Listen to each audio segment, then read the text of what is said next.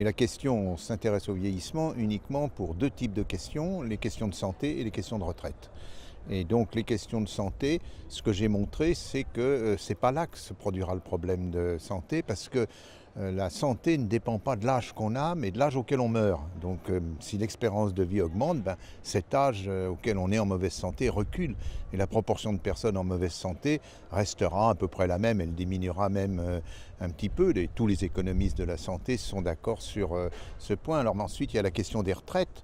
Mais la question des retraites, c'est parce qu'il y a des âges à la retraite, c'est parce qu'on a dit, voilà, à partir d'un certain âge, on part à la retraite. Mais ces âges-là ne sont pas des âges biologiques. Les personnes qui partent à la retraite, on parle maintenant des jeunes seniors, etc., très souvent peuvent être tout à fait employables, comme on dit aussi. Simplement, il y a une résistance d'abord dans l'opinion, et puis il y a des conditions de travail qui sont souvent mauvaises. Mais si on s'attaque à ces conditions de travail, il est assez logique que puisqu'on vit plus longtemps, on travaille un peu plus longtemps. Mettons, on peut faire un partage, on peut dire chaque fois qu'on gagne une année d'espérance de vie, on travaillera 4 mois de plus. Voilà le genre de choses que l'on peut imaginer, qui n'est pas du tout illogique. Et à ce moment-là, la question du vieillissement à cause des retraites, pour les retraites, ne se pose plus.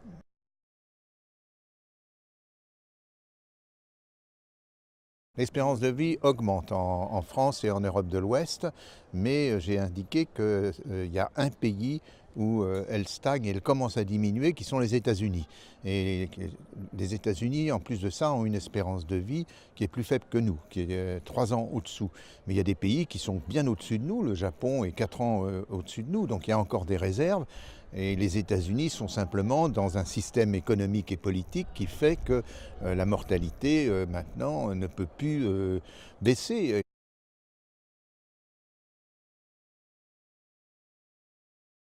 Ça dépend de l'argent qu'on mettra pour, la prévention et la qualité de vie, et il y a une très bonne question à ce sujet, et deux, l'argent qu'on mettra dans la recherche pour soigner des maladies, particulièrement pour soigner le cancer. Il faut savoir que, quel que soit l'âge, les taux de mortalité pour des maladies cardiaques ont été divisés par 3 au cours des 50 dernières années. C'est une des raisons pour lesquelles la proportion de personnes âgées a beaucoup augmenté.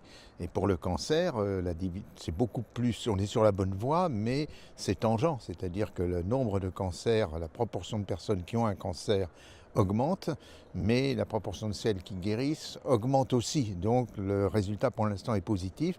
Il deviendra négatif si on ne fait pas assez de recherche en médecine et en pharmacologie.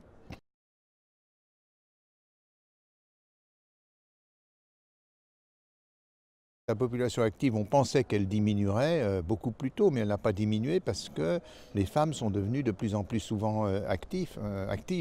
En, en 1970, 50, enfin un peu avant, en 1962, 50% des femmes n'étaient inactives. Maintenant, il n'y a plus qu'entre, disons, entre 15 et 17% de femmes qui sont inactives. Et c'est particulièrement vrai pour la région PACA. C'est une région où les femmes étaient très peu actives dans les années 62. Maintenant, elles sont au niveau national pratiquement.